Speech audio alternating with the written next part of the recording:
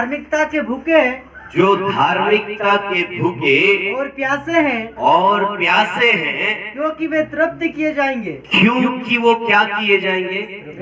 तृप्त किए जाएंगे। ये तृप्ति क्या है? खाने की नहीं, रोटी की नहीं, प्यास की नहीं है ना। परमेश्वर के वचन में ऐसा आया है, धन्य व्यक्ति वो है, धन्य का मतलब होता है आशीषित, खुशहाल, आनंदित।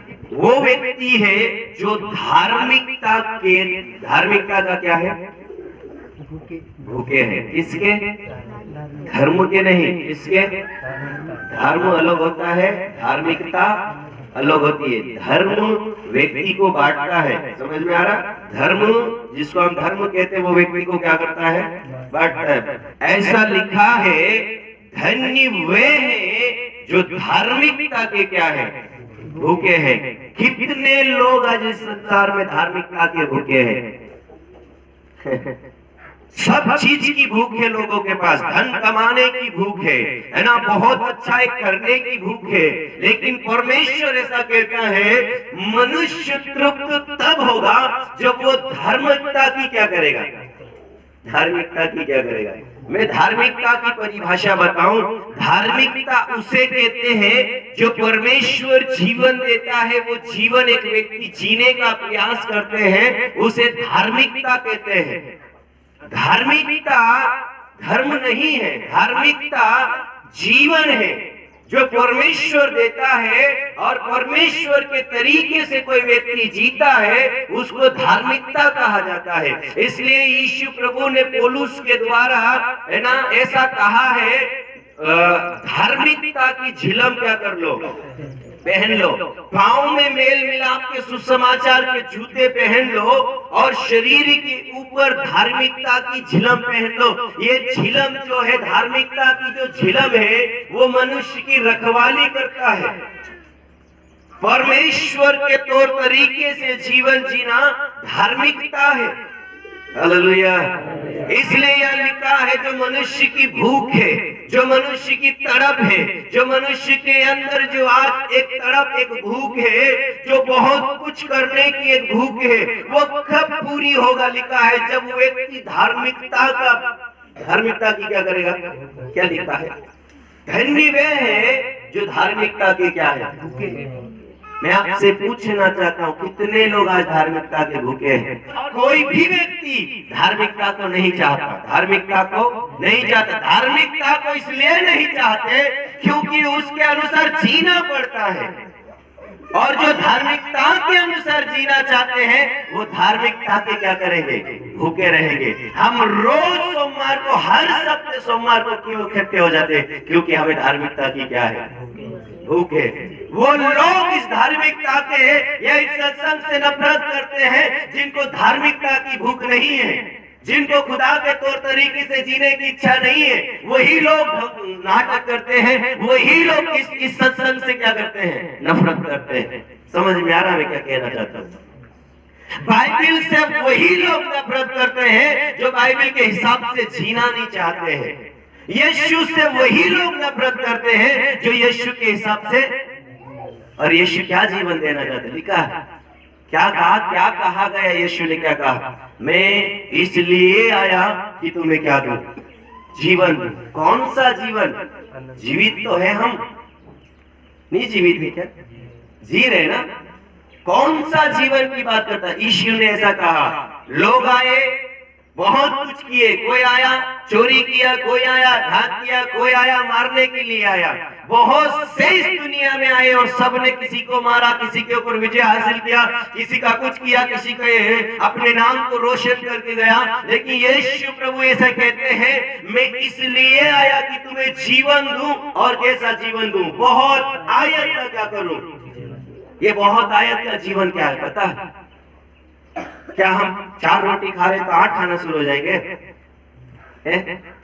सोचो ना, यीशु ने जब कहा कि मैं तुम्हें जीवन देने के लिए आया, जीवन नहीं कहा उन्होंने, ऐसा कहा मैं जीवन देने के लिए आया। पढ़िए ना सुसमाचार, यूहन्ना रचित सुसमाचार उसके 10 अध्याय के यदि आप पढ़ते हैं चोर और किसी काम के लिए नहीं, परंतु चोरी करने के लिए और घात करने के लिए आता है। अब पढ़िए 10 का 10 पढ़िए जी। शायद जीवन की बात यहाँ में लिखी है, कहाँ पढ़ोगे? यही लिखा था मैसेज।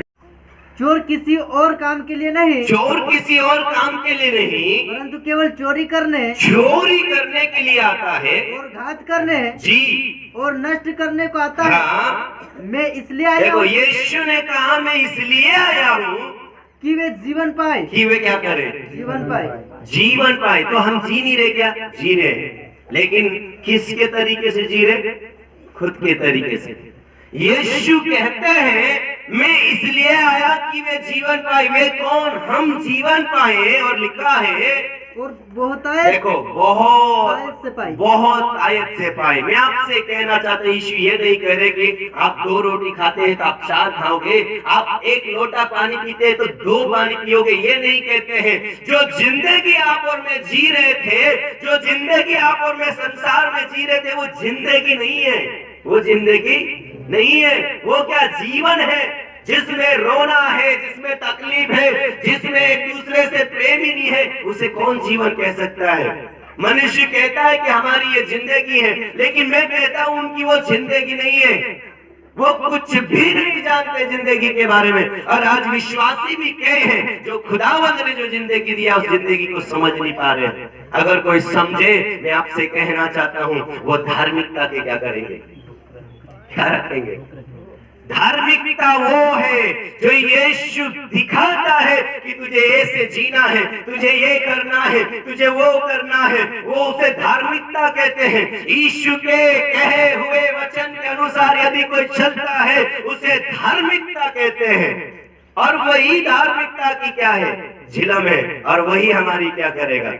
यहोवा की आशीष ही से मिलती है। देखो धन जो है, आज जिसकी भूख इंसान कर रहा है, मारे मारे फिर रहा है, रात और दिन एक कर रहा है धन कमाने के लिए, उसके विषय में बाइबल शास्त्र ऐसा कहता है, धन यहोवा की आशीष से मिलता है और वहाँ उसके साथ दुख। देखो यहाँ ऐसा लिखा है, और परमेश्वर उस आशीष, उस धन के साथ दुख नहीं मिलाता। क्या नहीं मिलाता? दुख नहीं। जब यीशु की आप भक्ति करोगे, उसकी धार्मिकता के आप भूखे रहोगे, उसकी धार्मिकता के ऊपर आप चलोगे, बाइबल ऐसा कहती है यहोवा परमेश्वर आशीष देना शुरू करेगा, धन देना शुरू करेगा, और उस धन के साथ परमेश्वर क्या नहीं मिलाता? दुख। आज लोग पैसे कमाकर भी दुखी हैं। पूछ लो जिनके पास धन भरा है, वो चैन से सोते नहीं। क्यों? क्योंकि उनके धन में भी दुख मिला हुआ है, क्योंकि उन्होंने कमाया ही दुख से है। हालेलुया। ऐसा लिखा है, धन यहोवा की परमेश्वर की आशीष से मिलता है, और उस धन में, उस आशीष में मेरा परमेश्वर दुख नहीं मिलाता। हालेलुया। कई लोग धन बढ़ाकर रो रहे हैं, कई लोग बहुत बिजनेस कर बढ़ाकर रो रहे हैं। क्यों रो रहे पता है? क्योंकि वो यहोवा की ओर से नहीं है। परमेश्वर ने सुलेमान राजा को धन दिया, सुलेमान राजा को प्रजा दिया, और इतनी बड़ी प्रजा देने के लिए परमेश्वर ने उसको बुद्धि भी दी कि उसका तो न्याय कर सके। यदि परमेश्वर की ओर से आशीष मिलती है, उस आशीष को संभालने के लिए, उस बिजनेस को लेकर चलने के लिए परमेश्वर बुद्धि भी देगा। अन्यथा यदि आप अपने ही ढंग से, अपने ही तरीके से यदि उसको उपजाऊ कर लेते, उसको बिजनेस को बढ़ा लेते हैं, तो उसमें दुख रहेगा। संभालने की सामर्थ्य आपके पास नहीं रहेगी। इसलिए बाइबल ऐसा कहती है, आज संसार धन का भूखा है, वो धन की प्यास है, धन की लालच है, लेकिन उनको धार्मिकता की भूख नहीं। धार्मिकता की भूख है नहीं। हालेलुया। धार्मिकता की भूख नहीं है। जो धार्मिकता के भूखे होंगे मेरे प्रियो, वो दौड़ कर आएंगे। क्यों आएंगे पता है? क्या लिखा है? उन्हें क्या किया जाएगा? क्या लिखा है? वो क्या करेंगे? कौन सी तृप्ति भाई साहब? भूख नहीं लगेगी हमेशा? नहीं। जिन जिन चीजों की आज आपको और मुझे भूख है, जिन जिन चीजों की आपको और मुझे जो लालच है, खुदा कहता है वो उन सब से हमें क्या करेगा, तृप्त करेगा। परंतु पहले हमें क्या करना है, क्या करना है, कौन सी भूख रखना है, लेकिन कौन सी भूख, धार्मिकता की। समझ में आया? मैं आज आपसे कहना चाहता हूं, धार्मिकता उसे कहते हैं जो परमेश्वर का नियम है। धार्मिकता उसे कहते हैं जो परमेश्वर का क्या है, नियम है। और वो नियम परमेश्वर इंसान को देता है, इसके अनुसार तुम्हें क्या करना है, चलना है। मैं आपसे कहना चाहता हूँ, इस पृथ्वी के ऊपर, इस संसार में बिना व्यवस्था के कुछ नहीं है। संविधान के तौर पर जिस तरह उस संविधान को मानकर एक कर्मचारी चलता है, इस भारत देश का नागरिक चलता है, उसी तरह परमेश्वर का यह संविधान है। और परमेश्वर चाहते हैं कि हर एक मनुष्य इसके आधार पर क्या करे, क्या करे। शास्त्र जो जिसको हम ग्रंथ कहते हैं, वो कभी बांटता नहीं, बांटते लोग, क्योंकि ये उस ईश्वर की ओर से दिया जाता है जिस ईश्वर की हम सभी क्या है, संतान है। उस ईश्वर ने हम सबको अपने स्वरूप, अपनी समानता में बनाया है। इसलिए ये कहता है, जो धार्मिकता के भूखे उनको तृप्त किया जाएगा, जो भूखे ही नहीं है उनको क्या तृप्ति मिलेगी, उनको तो भूखी दूसरे की। इसलिए बाइबल में लिखा है, कोई तुम्हारे पास आता है जिसको भोजन की आवश्यकता है, गाय की, अगर आप उसको भोजन के अलावा कपड़े पहनाकर भेज दोगे, क्या उसकी जरूरत पूरी होगी? समझ में आ रहा मैं क्या कहना चाहता हूँ? एक व्यक्ति को किसकी भूख है, रोटी की, बोलो किसकी? आपको बहुत भूख लगी है और आप किसी ऐसे घर चले गए जहां जाकर आप कह रहे हैं, भाई साहब मुझे 2 रोटी या 1 रोटी जो भी है क्या कर दे। और वो व्यक्ति घर में दौड़ कर जाता है और एक जोड़ी कपड़े लाकर आपको दे देता है और कहता है जा गरम और तृप्त रहे, तो आपकी जरूरत पूरी हो गई क्या? उसको भूख काई की है, उसको जरूरत काई की? भूख नहीं समझ में आ रहा है, मैं जरूरत बोलता हूँ, जरूरत काई की है उसको, बोलो ना, बोलने का समय मेरे भाई, बोलो काय की जरूरत उसको, रोटी की। लेकिन आप क्या दे रहे हो उसको, कपड़ा, उसकी जरूरत पूरी होगी नहीं। वही ये खुदा कहता है, धन्य वे है जो धार्मिकता के क्या है, भूखे हैं। आज लोगों की भूख दूसरी है, यदि वो धार्मिकता के भूखे हो जाएंगे वो तृप्त होंगे। वो क्या होंगे? क्योंकि खुदा ने ऐसा कहा है, सबसे पहले तुम जो चिंता करते हो धन कमाने की, वो चिंता छोड़ो। तुम चंगे होने की जो चिंता करते हो वो छोड़ो। तुम और बहुत कुछ करने की जो करते हो वो चिंता छोड़ो। परंतु इन सब से पहले तुम मेरे राज और मेरी धार्मिकता की क्या करो, खोज करो। कहा तो तुम्हें सब कुछ क्या करेगा, कहा। ये किसने कहा? मैं समझता हूँ आज की स्थिति में विश्वासी लोग प्रार्थना में जरूर आते हैं, लेकिन खुदा के वचन को 1% भी नहीं मानते। तभी आज दूसरी भूख है। यदि सत्य ग्रंथ के ऊपर कोई विश्वास करेगा तो ऐसा लिखा है, तुम सत्य को जानोगे और सत्य तुम्हें क्या करेगा। क्यों आप और मैं इस सत्य को नहीं मानते? खुदा कहता है, सारी चिंता को छोड़कर किसकी खोज करो, उसके राज्य और उसके धार्मिकता की खोज करो, तो ये सारी वस्तु क्या करेगी, कहा है। क्या हमारा परमेश्वर झूठा है जिस पर हम विश्वास करते हैं? क्या आपको लगता है वो झूठ बोलता है? तो क्यों आप और मैं विश्वास नहीं करते हैं? मैं आपसे कहना चाहता हूँ, बाइबल में ऐसा वर्णन किया गया है, जो कानों से सुनना है ना, सुनकर हमें विश्वास नहीं होता है, लेकिन बाइबल कहती है करना पड़ेगा। क्या आपने कभी कौवों को इंसानों को खिलाते देखा? लेकिन बाइबल में इसका वर्णन है, जो उसकी धार्मिकता के भूखे हो जाते हैं, उसके नियम के अनुसार चलने का प्रयास करते हैं, उनके लिए खुदा कहता है उनको किसी वस्तु की घटी नहीं होगी। बाइबल ऐसा कहती, लोग तुम्हारे लिए बुराई करेंगे, तुम्हारे लिए बुरा चाहेंगे, लेकिन आपका और मेरा परमेश्वर ऐसा कहता है, मैं बुराई में भी तुम्हारे लिए क्या करूंगा, लोग भले आपका विरोध करें, लेकिन आपकी भूख यदि धार्मिकता के लिए है, आपकी भूख यदि यीशु ने जो जिंदगी दिया है वो जिंदगी जीने के लिए है, मैं आपसे कहना चाहता हूँ आपके लिए उस विरोध में भी मेरा खुदा क्या करेगा, भलाई को। लेकिन भूख हमारी क्या होना चाहिए, क्या किसकी होना चाहिए, धार्मिकता। समझ में आ गया?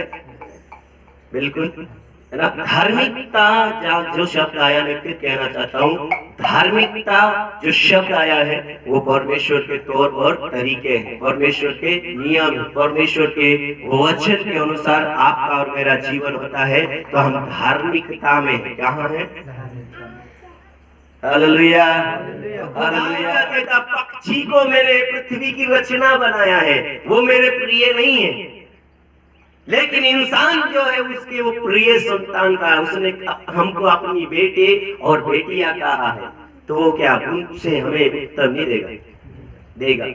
हमारा विश्वास नहीं है। मैं आपसे कहना चाहता हूँ, बाइबल ऐसा कहती है, जो विश्वास करता है उसके लिए सब कुछ क्या है, संभव है। आज कलीसिया, आज विश्वासियों के लिए विश्वास की कमी है, यीशु की कमी नहीं है, यीशु के नियम की कमी नहीं, विश्वास की कमी है। यदि आप इस बात के ऊपर विश्वास करते हैं तो आपकी जिंदगी संवारने में कोई समय नहीं लगेगा, क्योंकि ये शास्त्र जो है, ये शास्त्र जो आप और मैं पढ़ते हैं, जिसको पवित्र ग्रंथ बाइबल कहते हैं, ये केवल विश्वास के आधार पर टिकी है। इसको लेकर आपको विश्वास करना पड़ेगा। ये विश्वास की बोली है। यदि यीशु ने कहा है तुम पहले धर्म और राज्य की खोज करो, तो आपको इसको मानना पड़ेगा। तब आपने क्या किया है? अगर आप इसको नहीं मान रहे, आप विश्वास नहीं करते। इसलिए मत्ती रचित सुसमाचार उसके 6 अध्याय और उसके 1 वचन को यदि आप पढ़ते हैं, वहां ऐसा लिखा है, सावधान तुम अपने धर्म के काम मनुष्य को दिखाने के लिए। खुदा ने चेतावनी दिया है, अपने धार्मिकता के काम, अपने धर्म के काम लोगों को केवल दिखाने के लिए, लोगों को प्रसन्न करने के लिए मत करो, परंतु अपने खुदा को प्रसन्न करने वाला जीवन जियो। मैं आपसे कहना चाहता हूँ, लोग आपको पूछे ना पूछे, लोग आपको पहचाने ना पहचाने, मैं आपसे कहना चाहता हूँ, स्वर्ग का परमेश्वर यदि आपको पहचानता है, वो कहता है स्वर्ग से, ये मेरा बेटा है जो मेरी धार्मिकता का भूखा है और मेरी धार्मिकता को मानकर चलता है, वो खुदा आपको सब कुछ देगा। Hallelujah, hallelujah. धन्य वह है जो धार्मिकता के क्या है। आज मैं आपसे कहना चाहता हूँ, दुनिया की भूख छोड़कर एक बार धार्मिकता की भूख करो, मेरा परमेश्वर ऐसा कहता है, तृप्त किए जाएंगे। क्या किए जाएंगे? हालेलुया। मैं हमेशा बताता हूँ, खुदा ने कहा सबसे पहले मेरे राज्य और मेरे धर्म की खोज करो, और ये सब वस्तु जो संसार की तुम चाहते हो तुम्हारे पीछे आ जाएगी, ऐसा करके कहा। मैं आपसे कहना चाहता हूँ, है ना, ये सामने परमेश्वर का राज्य और धर्म है, और पीछे संसार की सारी धन संपत्ति सब कुछ है। इसको छोड़ खुदा कहता है इधर आना है, धार्मिकता है, और हम इधर जा रहे हैं। तो मैं आपसे कहना चाहता हूँ, ये मिलेगा, परंतु ये दुनिया की सारी चीज मिलेगी, लेकिन परमेश्वर आपको और मुझे नहीं मिलेगा। लेकिन परमेश्वर ऐसा कहता है, तुम मेरे पास आओ, मुझे ढूंढो, मेरे नियम पर चलो, मैंने जो जिंदगी दी है, जीने का तरीका सिखाया है, उस तरीके से जियो, तो मैं भी मिलूंगा और ये भी तुम्हारे। बाइबल कहती पीछे पीछे आएंगे आपको ढूंढते हुए। कहाँ है जो परमेश्वर का भक्त है? एलिशा को ढूंढने के लिए लोग जाते थे। कहाँ है परमेश्वर का भक्त जो अभिषिक्त है, जो दर्शन देखता है, जो चंगा कर देता है, जो नामान जैसे कोड़ियों को शुद्ध कर देता है? वो कहाँ है करके एलिशा को ढूंढने के लिए आते थे। और एलिशा के बाद ऐसा बाइबल कहती है, यीशु मसीह को लोग 3-3 दिन तक क्या करते थे? उसके पास चले जाते थे। क्यों? क्योंकि उसके पास परमेश्वर की क्या थी? धार्मिकता थी। उसके पास परमेश्वर के तौर तरीके थे, उसके पास परमेश्वर के हिसाब से जीने का नियम था, इसलिए लोग दौड़ दौड़ कर उसको ढूंढ लेते थे। मैं आपसे कहना चाहता हूँ, यदि आप इसकी सारी चीजों को छोड़कर इधर परमेश्वर के दायरे में आते हैं, ये सब वस्तु तुम्हारे पास हो जाएगी, और जब तुम्हारे पास होगी तुम लोगों को दे सकते हो। इसलिए बाइबल कहती है, तुम जिसको आशीष लोगे वो तुम्हें, तुम वो आशीषित, तुम जिसे आशीष लोगे वो आशीषित लेकिन हमारे पास भी तो होगा, कहने से थोड़ी नहीं आशीष हो। पहले कहाँ हो? हमारे पास। यीशु के पास सब कुछ था। बाइबल ऐसा कहती है, परमेश्वर ने उसे अधिकार देकर पृथ्वी पर भेजा था। क्या देकर? अधिकार देकर, आशीष, बरकत, चंगाई, छुटकारे, सारा पावर जो परमेश्वर का था वो सब यीशु में देकर उसने पृथ्वी पर भेजा। और परमेश्वर के पावर को लेकर वो सब कुछ करता रहा। प्रकाशित वाक्य में ऐसा लिखा है, जब इस पृथ्वी का न्याय किया जाएगा, सब मनुष्य का न्याय हो जाएगा, ये पृथ्वी नाश हो जाएगी, फिर से एक नई पृथ्वी का उत्पन्न हुआ किया जाएगा, तब ऐसा लिखा है यीशु मसीह अपना सारा जो अधिकार परमेश्वर ने दिया था उसको पूरे कायदे से परमेश्वर सिंहासन पर बैठने वालों को वापस दे देगा। हालेलुया। आपको और मुझे मेरे पास यदि होगा तब तो हम दूसरे को दे सकते हैं, अन्यथा दे सकते क्या? नहीं। मैं आपसे कहना चाहता हूँ, बाइबल कहती है धन्य वह है जो धार्मिकता के क्या है। मैं आपसे कहना चाहता हूँ मेरे भाई और मेरी बहनों, आपको परमेश्वर के तौर तरीके के हिसाब से चलने की एक भूख होना चाहिए। और जब हम ऐसा करेंगे, संसार की जितनी भी भूख हमारी है वो सब परमेश्वर कहता है तृप्ति किए जाएंगे। फिर से पढ़ेंगे, क्या लिखा है मत्ती? धन्य है वे जी जो धार्मिकता के भूखे और प्यासे हैं। हालेलुया। धन्य कौन है? जो धार्मिकता के भूखे और प्यासे हैं। धन्य व्यक्ति वो है जो परमेश्वर के नियम से प्यार करते हैं, परमेश्वर के वचन से क्या करते हैं? प्यार करते हैं, उसके वचन के ऊपर भरोसा रखते हैं। बाइबल ऐसा कहती है, श्रापित है वह मनुष्य, वह पुरुष जो मनुष्य का सहारा लेता है। मैं आपसे कहना चाहता हूँ, किसी का सहारा मत लो। किसका सहारा लो?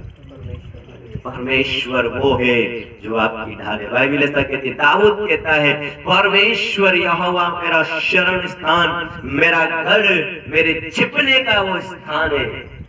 जब विपत्ति आती है, मैं आपसे पूछना चाहता हूँ, आपका कौन सा घर है? आप छुप जाओगे? बीमारी से बचने के लिए आपने कौन सा ठिकाना बनाया? बताओ भाई। कोई ठिकाना है? नहीं। कहाँ जाओगे? दौड़कर अस्पताल में ही आपका और मेरा ठिकाना। लेकिन दाऊद कहता है, मैं परमेश्वर के शरण स्थान हूं, वो मेरा गढ़ है, वो मेरे छिपने का क्या है? स्थान है। किस चीज से वो छिपने का कहता है? छिपता वही ना है जिसको कुछ डर है। अगर दाऊद ने कहा वो मेरे छिपने का स्थान है, तो किसी चीज से तो छिपना है ना। अगर गलती किया है तो कोई, अगर चोरी किया, जिसका चोरी किया वो आ गया तो उससे क्या करो? छिपो। आदम और हव्वा ने परमेश्वर के विरोध में पाप किया तो उन्होंने क्या किया? छिप गए। तो छिपना अगर पर दाऊद कहता है तो किसी चीज से तो छिपना है। जब अभी गर्मी आ गई है ना, आप क्या बोलते? बोरगोलिया कि भूतिया, है ना? हिंदी में क्या बोलते? बोरगोलिया, बोरगोलिया। वो आता तो क्या कर? छिपते गिर। कहाँ छिपते? अगर घर की तरफ आता तो कहाँ छिपते? तो मैं आपसे पूछना चाहता हूँ, बीमारी से छिपने के लिए कौन सा घर बनाया है आपने? मैं आज आपको वो घर देना चाहता हूँ। क्या बीमारी से क्या कर सकते हो?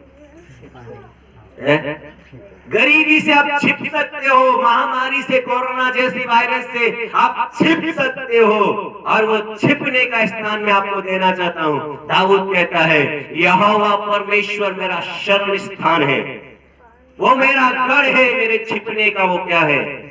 स्थान है। धार्मिकता के भूखे और प्यासे हो जाओ मेरे प्रियो, मेरा खुदा आपको क्या करेगा?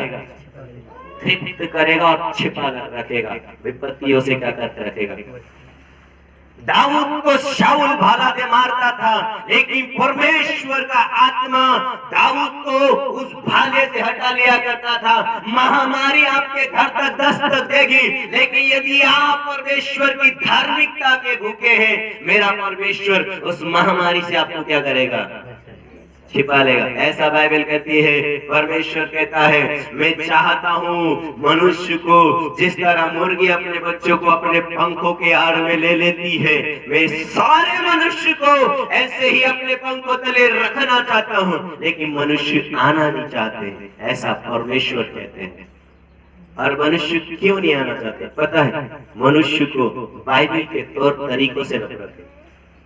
बाइबल दारू पीने से मना करती है, बाइबल लड़ाई करने से मना करती है, बाइबल चोरी करने से मना करती है, बाइबल पराई स्त्री को देखने से मना करती है, बाइबल ये वो दुनिया का सारा चीज जो है उसको करने से क्या कहती है, मना करती है। इसीलिए बाइबल की बुराई होती है, इसीलिए बाइबल की क्या करते हैं लोग, बुराई करते हैं। खुदा वही तो कहता है तृप्त वो किए जाएंगे जो इन सारी चीजों से क्या करेंगे, भाग कर परमेश्वर के पास आएंगे। और इन सारी चीजों को छोड़कर इसकी बात को मानना ही धार्मिकता है, इसकी बात को मानना ही। अगर आप कहते हैं मैं धर्मी हूं, तो धर्मी की पहचान है बुराई से क्या करना है, उसको भागना है, पाप को देखकर भाग लिया। यही तो बात बाइबल में आई है। यीशु ने कहा है धार्मिकता की खोज करो, धार्मिकता के भूखे और प्यासे रहो, परमेश्वर के नियम को लेकर चलेंगे, उसी को धर्मी कहा गया है। हालेलुया। उसी को क्या कहा गया है, धन्य वह है जो धार्मिकता के क्या है, भूखे और प्यासे हैं, क्योंकि उन्हें क्या किया जाएगा, उन्हें क्या किया जाएगा। आना चाहते हैं आशीष, मैं आपसे कहना चाहता हूँ धन की आपके पास कमी नहीं होगी यदि आप इसके तौर तरीके से चलेंगे। रोने के दिन बीत जाएंगे यदि इसके तौर तरीके से चलेंगे। सबसे बड़ा कारण आज भी 4 साल 5 साल के विश्वासी हो गए, अगर रो रहे हैं तकलीफ जिंदगी में, इसके तरीके से नहीं चले, इसके तरीके से नहीं चले। ये तरीका अपना लो, मैं आपसे कहना चाहता हूँ ये सारे दिन खत्म हो जाएंगे। क्योंकि मेरा परमेश्वर कहता है धन जो मिलता है यहोवा की आशीष से मिलता है, और उसमें वो दुख नहीं मिलाता। तो यीशु देगा ना, उससे आप खुशी ही मनाओगे, रोगे नहीं। जो यीशु देगा उससे आप परेशान नहीं होंगे, उसको लेकर आप दुखी नहीं होंगे, आप आनंदित होंगे। Hallelujah, hallelujah. जी फिर से पढ़ेंगे 6। धन्य है वे जो धार्मिकता के भूखे और प्यासे, जो धार्मिकता के भूखे और प्यासे हैं, क्योंकि वे तृप्त किए जाएंगे। वे क्या किए जाएंगे, बोलो हमारी तृप्ति कहाँ है, धार्मिकता में। हमारी तृप्ति कहाँ है, हमारी जरूरत कहाँ पूरी होगी, जब हम धर्मी बनेंगे। बोलो हम क्या बनेंगे, धर्मी। व्यक्ति की भूख तब मिटेगी जब वो धर्मी बनेगा। मैं आपसे कहना चाहता, नीति वचन में लिखा है ना, आंख देखने से तृप्त मैं होती क्या। आज मैंने दिन भर देख लिया, कल नहीं देखूंगा, ऐसा होता है क्या। आंख देखने से तृप्त नहीं होती, कान सुनने से भी नहीं तृप्त होते, मुंह बोलने से भी नहीं थकता। ये 3 चीज है जिनकी भूख कभी नहीं मिटी, कभी। आंखों से गंदा देखने का जो भूख है वो संसार में कभी नहीं मिटेगा, लेकिन उस खुदा के कलाम में आप आ जाओगे, आपकी वो भूख क्या करेगी। इसीलिए तो परमेश्वर कहता है धन्य वे धार्मिकता के भूखे हैं, उन्हें तृप्ति किए जाएंगे। संसार की अभिलाषा से खुदा आपको तृप्त कर देगा, क्योंकि आपको पता चलेगा जो मैं अभिलाषा कर रहा था वो मेरे लिए नहीं है, वो मेरे काम की नहीं है, मेरे काम का तो ये है। ऐसा कर हम भी थे उसी दुनिया में, हमारी भी अभिलाषा वही थी, लेकिन जब इसको हमने पढ़ा तब लिखा आया, तब हमें मिला कि जो अभिलाषा हमारी थी वो तो व्यर्थ थी। बाइबल ऐसा कहती है संसार की वस्तु और उसकी अभिलाषा दोनों मिटते जाते हैं। दोनों क्या करते हैं, भूख को मिटाना है। सीधी भाषा क्या है, आपकी भूख जो है वो कब मिटेगी, जब आप धर्मी बनेंगे। क्या बनोगे, धर्मी बनोगे। और धर्मी बनने का एक बहुत ही अच्छा नियम बाइबल में है। मैंने बाइबल को ही एक ऐसा पाया है जो व्यक्ति को धर्मी बनाकर छोड़ती है। अन्यथा सब भक्त बनाकर छोड़ देते हैं, लेकिन धर्मी सब संत बनाकर छोड़ देंगे, सब आपको एक व्यक्ति बनाकर छोड़ देंगे, लेकिन धर्मी बनाकर छोड़ने वाली बाइबल है, ये धर्मी बना देती है। हालेलुया।